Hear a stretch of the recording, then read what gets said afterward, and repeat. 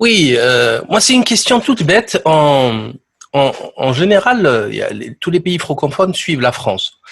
Il est dit, notamment par Jean-Dominique Michel et d'autres, que la Belgique, elle copie la France en pire, la Suisse copie la France en moins pire. Et qu'en est-il du Québec? Est-ce que on le voit, hein, on le voit par exemple, une décision est prise et en manchette ou en une des journaux la veille, l'avant-veille, et pouf, ça arrive chez soi deux jours après. Les journalistes se posent comme par hasard la même question. Donc c'est dans ce genre, je vous apprends rien, cher Alexis. Donc qu'en est-il du Québec? Parce que je sais pas s'ils suivent plus New York, Washington que Paris, etc. Voilà. Oui, j'ai l'impression que en tout cas, en ce qui concerne la pandémie, j'ai l'impression qu'ils sont connectés avec la fondation Bill and Melinda Gates. Donc, c'est plus les États-Unis qui sont influents ici.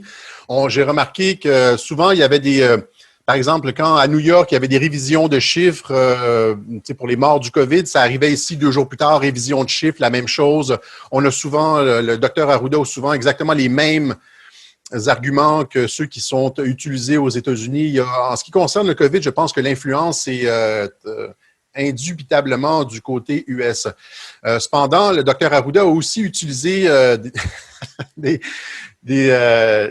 chiffres français. Par exemple, il a dit que la pandémie avait sauvé le confinement avait sauvé 60 000 vies au Québec, alors que c'était un copier-coller d'un journal français, et alors que la population en France est 10 fois plus grande. Donc, il y a des influences des deux côtés. Généralement, le Québec, c'est ça. Hein, c'est un peu c'est la France en Amérique où c'est comment je pourrais dire, à la confluence de l'Europe et de l'Amérique. C'est un mélange des deux. Mais pour le COVID spécifiquement, en ce qui concerne le fait de suivre les ordres, les arguments, la logique, etc., ça vient, je pense, des États-Unis.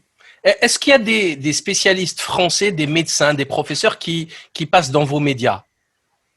Oui, on a surtout le docteur Raoult qui a été diabolisé, démonisé. Il a été traité je veux dire, on lui a fait, comme on appelle au Québec, une job de bras, c'est-à-dire qu'on a tenté de le discréditer dès le début de la pandémie. Et alors que nous, on en a parlé à Radio-Québec, hein, c'était dès le début, dès qu'ils ont commencé à parler de l'hydroxychloroquine, on a sorti, dès que Trump en a parlé, il y a eu cette connexion Trump, Anthony Rigano, Raoult, et on a sorti ça presque le lendemain, et quelques jours plus tard, le travail de sape de la crédibilité du docteur Raoult commençait dans les médias, alors que personne n'en avait entendu parler, vous comprenez?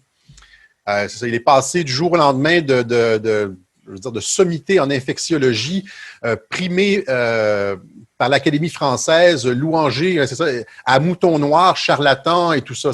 Tout ça parce qu'il ne cadrait pas dans essentiellement parce qu'il allait faire perdre des centaines de milliards de dollars aux pharmaceutiques avec son traitement, et qu'il allait, avec le traitement du docteur Raoult, mettait un terme à la pandémie, à toute l'opération.